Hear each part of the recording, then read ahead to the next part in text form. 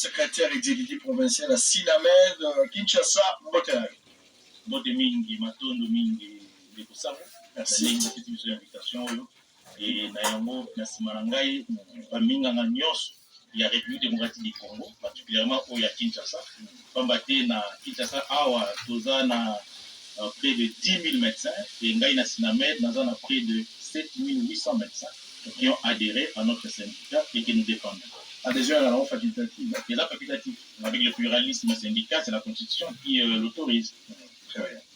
Partout dans le bar, là, qui est minga, mon ébélé, mon année pour vesto, là, tu as vu, c'est un bon minga. Yo, il y a un médecin.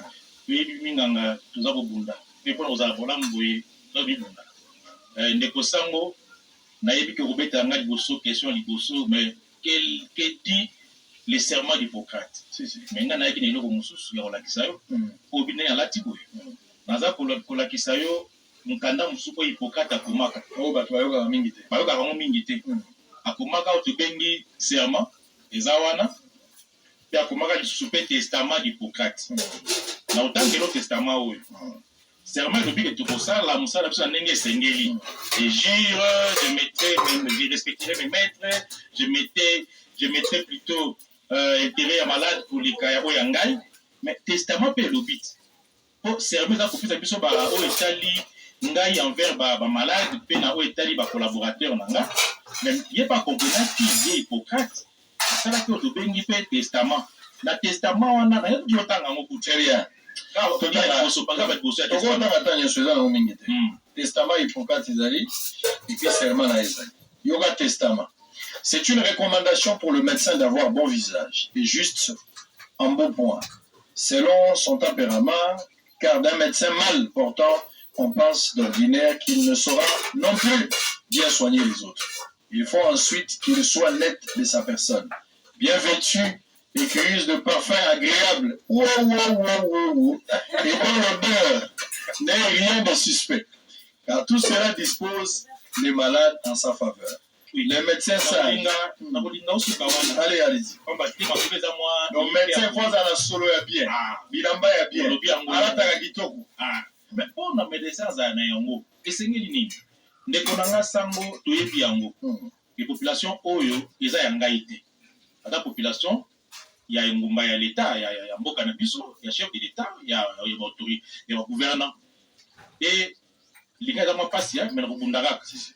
Donc le gouvernement a un devoir de reprendre en charge nani population naïe. Et nous avons commis ça mboka na ba effort tout pas à ça et les lois ont bengi couverture santé universelle. Couverture au mutuno se passe au esengeli na o etali santé na. Mais l'état ne fait ça la yango. À ça le bengi structure ou bien système de santé adéquat. Yani bali. Esengeli a que là ba hôpitaux à créer des hôpitaux, à réhabiliter ou esengeli ko réhabiliter. Pélissus pour engager un personnel qualifié. Papa Sango na Congo oyo to la binganga mayele we ebele. Et binganga bazali ko travailler, mingi batika mikila poto bazonga na mboka na biso ko basala yango. Ngala ko lebela yo naza médecin na sala ki Italie bakilasi nanga, et pour la ko rappeler monganga pa ko monganga lelo il face à la 8 ans médecine générale. Na Italie na itana na kilasi. Pe ko comme spécialiste, il s'engeli au minimum 5 ans. Et quand la salle qui a un médecin spécialiste en anesthésie et réanimation, pour attendre les sous, puis bon, je ne sais pas qu'il a mais qu'il a porté de ça, il a équipé de besoin dans les sous. Puis les sous, nous allons continuer au temps, il va comment te baigner par professeur, et c'est qu'il va temps et les sous. Et on a lobby, troisième rôle, il y a l'État, c'est pour engager personnel qualifié. Mais personnel pour qualifier, ou hasard qualifié pour engager, qu'est-ce qu'il faut ça pour nous? Il faut bien les rémunérer et les mettre dans les bonnes conditions socio-professionnelles. Né yango tout ça pour le bar. Syndicat des médecins autobus na med na biso et que la makinengini. Toza na le président Mobutu avait démocratisé le pays. Et le 7 octobre 90, lors il y a deuxième congrès ordinaire, il y a ordre de médecins. En bataille dans son temps, il y avait des ordres de médecins qui travaillaient. Et des fois, ils défendaient les médecins. Et à l'époque, le président leur a dit non. Il faut créer que vous ayez également un bras armé qui défendra réellement à ce moment-là le médecin. C'est pour ça que le Sinamed n'est pas né de sa propre volonté. il est né de la volonté de pères fondateurs qui sont les médecins eux-mêmes. C'est pour ça que le 7 octobre 90, Sinamé de Botamaki, Père Sinamé a dit pour défendre les médecins. Papa, à défendre les médecins, tant 1 plus 4 et pour y biango, tout ça en 2002, 2003, 2004. Tu veux que ça la livre mon boy, on a pas les président qui puisse pas condamner bosso, parce que livre mon boy, n'est pas commis en réhabilitation de médecins congolais. C'est là que les médecins congolais a joué place sur les là qui pour naï. Des livres wana, documents wana, c'est là qui défendu à l'époque avec le fait son excellence Arthur Zaïdi Ngomba qui était le vice-président chargé de soins culturels et qui était dans l'Assemblée nationale. Les kuna va pour voter pour obéir à document auto bengi statut spécifique de médecin. Olinga ozo yango po, pardon monsieur Sango, papa Sango, autant il y a besoin article nango 26. Ils ont besoin d'un article 26. Pour le rémunération des médecins. Article 26. Oui, il y a besoin d'un cadre médical. Très bien. La rémunération est mensuelle et tient compte de la catégorie, de la fonction et de la nomenclature des grades, conformément à l'annexe 3 au présent décret de l'environnement dans lequel le médecin travaille. Elle comprend les rubriques suivantes: le traitement de base, les indemnités et primes, les avantages sociaux. Tableau Mokuana. Namoni ba indemnité honoraire, traitement de base. Il y a des bases, namoni, les indemnités de primes, avantages sociaux. L'indemnité et primes honoraires provenant des recettes générées par les prestations sanitaires, primes des non-clientèles représentant 25% du traitement des bases pour les prestations non génératrices des recettes, prime des brousses représentant 10% du traitement des bases, prime pour fonction spéciale, prime d'intérim, frais de représentation, prime des risques professionnels représentant 25% du traitement des bases, annuité, oui. C'est mal écrit, annuité et indemnité de congé. Ok, allocation épouse 10% du traitement des bases, allocation enfant 10% du traitement de base, allocation des charges soins de santé, allocation invalidité, frais funéraires, frais de transport, logement 30% du traitement des bases, tous les autres avantages reconnus aux fonctionnaires et agents de l'État par les statuts du personnel, des carrières, des services publics de l'État. Merci beaucoup, Papa Sam. On a le document on a la PSO Yango pour permettre et enrichir l'émission. Au moni, où nous sommes on a des rémunérations. On a des décrets qui signé par son Excellence, Monsieur le Président de la République, Joseph Kabangé, et à promulgué le 11 octobre 2006. Ce qui est là, il va mettre au monde à chaque fois, il va y avoir une grève, ils apprennent le cambo et wana. Ce qui est là, il va appliquer un mot de A à Z. Les lois, médecins OAC, à cause de 20 millions de francs. Mais toujours, c'est un monde à noter. Et puis, nous avons un cannabis sur les années. Tu l'as vu, boy. Toujours qu'il y ait des coloniaux sur. Ah, si tu as une tina grève. Il y a toujours qu'il y ait des gars. Il y a une question, oh, tu aurais continué à jalon pour comprendre l'accès. Par grève, vous avez des points nani. Parce qu'on appliquer le kouanate, statut spécifique au médecin, vous allez appliquer de façon où c'est mis les armes. Donc, mon qui année passée, tu m'as dit grève en juillet. Tout est grève en juillet, on va respecter l'accord au Sinara du Bossouana. Et le gouvernement Nabiso, à ce qui langue Nabiso, nous avons encouragé monsieur le vice-premier ministre, ministre de la fonction publique, monsieur le ministre d'État, ministre du budget, ainsi que l'autre ministre du tutelle, ministre de la santé, Jean-Jacques Bongani, ça nous a Nabiso. Et tout est que ça, dans le de Béni, tu signes accord il y a 3 août. Dans l'accord Rwanda, et c'est là qui va mettre la suspendant qui grève le 3 août 2021. Papa Tozeli, pratiquement 8 mois, sans que l'eau mot salam. Nous avons dit dans le mois de juin, si la mettre et mbela. Mais vous avez appliqué le côté. Alors que nous avons encore dit que le bâti binomo qui n'a budget 2022, pour ça, là, transport au compte au moins transport à la tête. Et au dernier tour, il y a que les honoraires, ils ont combien? Et ça, dans le salaire, il y a plus de Mais il y a des médecins qui ont 10 000 fois des honoraires. Hein. Si, mais par rapport à pléthore, Bah, pour la Kinshasa. On les a bisotés. Les abino. Si tu vas engager tes papas. Donc, on va engager dans l'État congolais. Tu vas engager médecin, mais tu vas adhérer pas dans pour défendre. Non, mais médecin directeur et hôpital, ils ont créé disponibilité pour bâtir d'abord. Mais c'est en complicité, moi je connais pas mal, hein, des hôpitaux. Au place bino, ma pléthore, ils ont problème d'abino. Chef de staff, médecin directeur. Parce que le médecin directeur, il y a quand même affectation dans l'hôpital. On les a engagés au mais les autres, papa. Bilo qu'on a ils ont un salaire, ils ont un honoraire, ils ont kaka, na prime de risque, peut-être représenter 25%. L'allocation familiale, on les a dans moté. Ou la épouse, ou transport, logement, ils ont. Donc, mon aki, balobaki boy, qui est dans le budget 2022, barotani, transport, paye sous logement.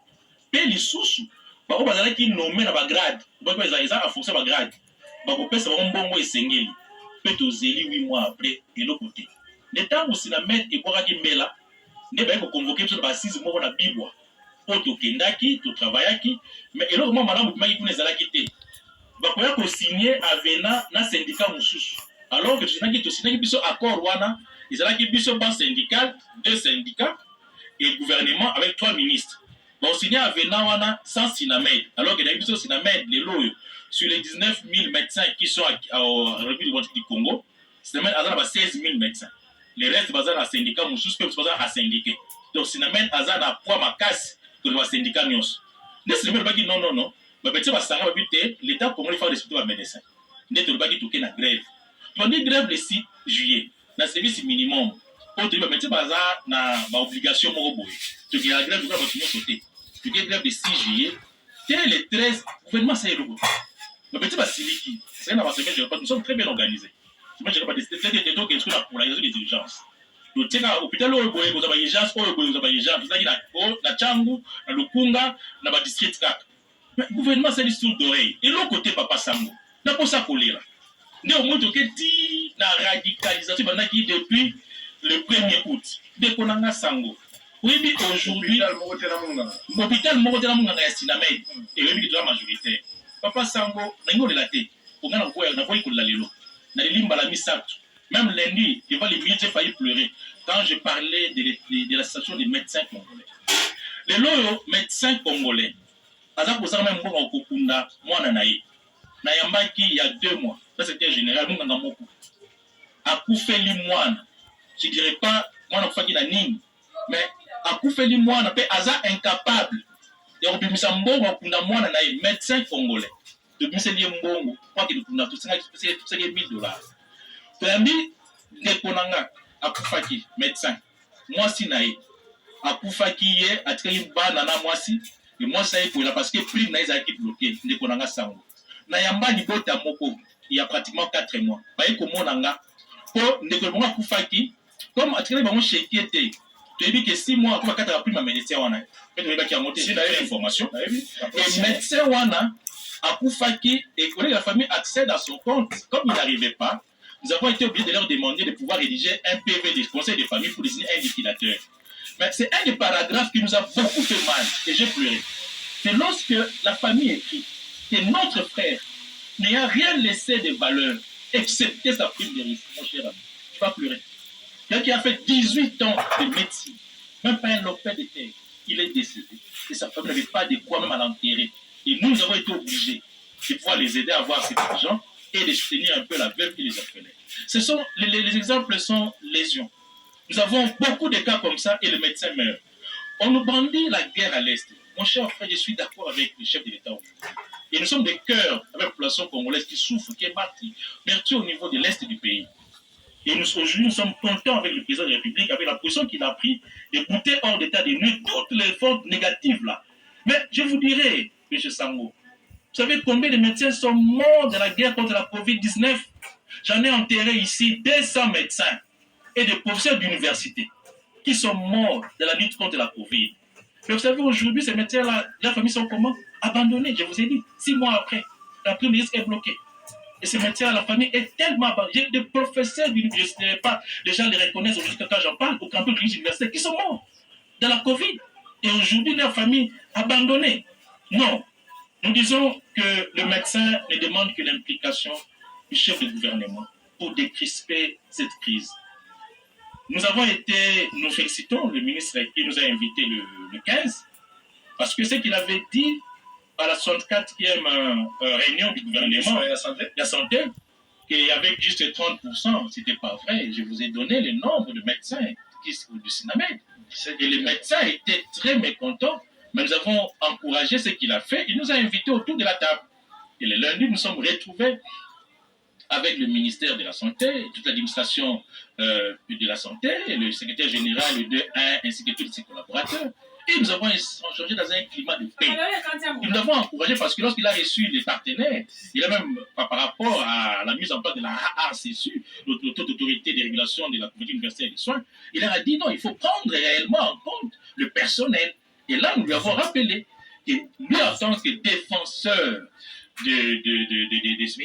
le premier citoyen du ministère, du secteur, doit être le premier défenseur, comme l'a fait Mme Rose Mutombo à la justice. Vous avez vu comment les agents sont passés pour scander, non pour son départ, mais pour l'encourager. Nous lui avons dit, vous devez aussi défendre le médecin.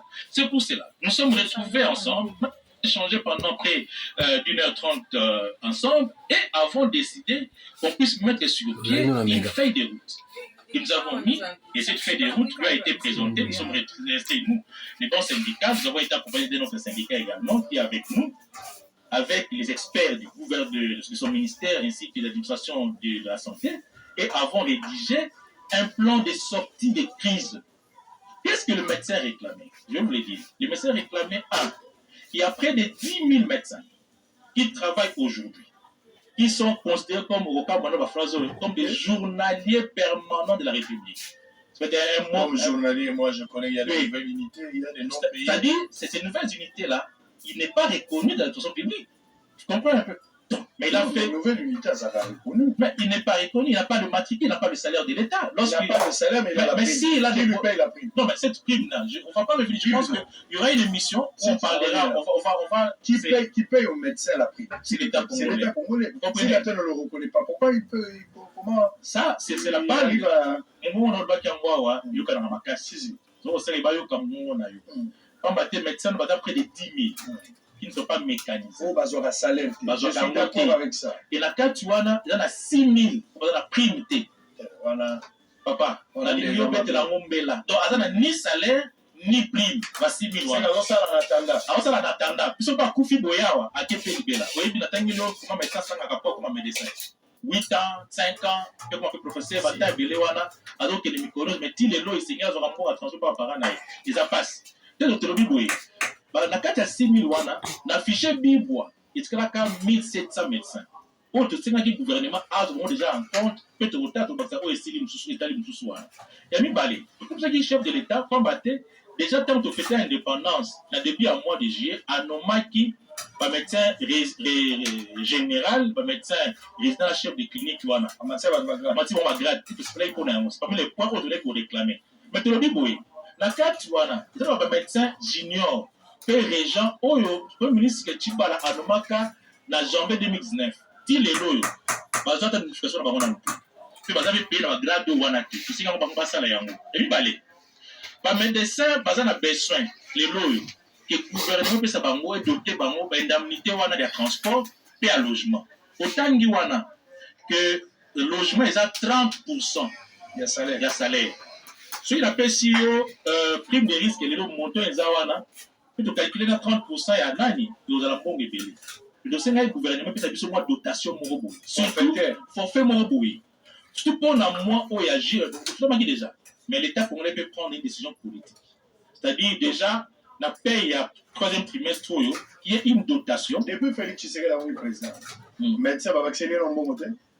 Na connaissance nangai isa bato longola ki hyper déjà qui na 15% ba réduire rango et combien il a combien et combien il a 3% parce que 15% va nous déranger pas déranger et le premier avantage vous avez qui yango wana 15% et combien to lobaki tout senga ki yango très bien pe to lobaki be boye ba bakisa mbongo ba yo bakisa mbongo mo boye na salaire kaka donc yebi yango d'ailleurs que chiffre on dépose tout muké là parce que bon na médecin boye nous avons là monté mais mbongo wana ezaka na bato kwa zo salaire. Près de 10 000 qui a monté. Peut-être déranger ma casse. Mais toujours au sein de la suite, pas plus de transport, là, le salaire. Et Donc, nous avons regarde, forfait obéi. Ok. Et chef de l'État, tout le monde a aussi une implication vraiment du chef du gouvernement. Qu'est-ce qui dérange les médecins, les chefs de l'État tous Les lots, nous sommes en direct. déranger D'ailleurs, ministre de la Santé, chef de l'État, gouvernement, vous demandez toujours ensemble de la TV. Azotala. Président est mon coupé, vous l'avez dit à Moussolo, attends la téléphone Azotala. Naïe Azotala, Yuba, Yuba, Yuka. Nous allons la banque à la porte. De l'Obiboui, chef du gouvernement, son excellence Samba Lukonde, à s'impliquer. Et le chef de l'État, chef garant des institutions, à s'impliquer totalement pour être le médecin en tant que souffrir. Mais tu vas bien gagner dans l'âme. Moi, si, à quel moment tata, moi, si, hier, moi, je ne pas camarade, comme à tempo, mon foot à Munda, ou ici, là, qui doit y avoir. Je peux savoir cette dotation, dans moi, on a payé, il y a trimestre, juillet, août, septembre, il y a une dotation, une volonté politique. Et puis que de Babalba qui a un dernier conseil des ministres qui a eu la régie financière, c'est là qui va casse. Parce qu'il y a depuis janvier, juillet, et qui l'année passée, on dit. Le Seigneur a fait sa mission à moi. Puis on a payé il y a 2000, il y a T4 euros.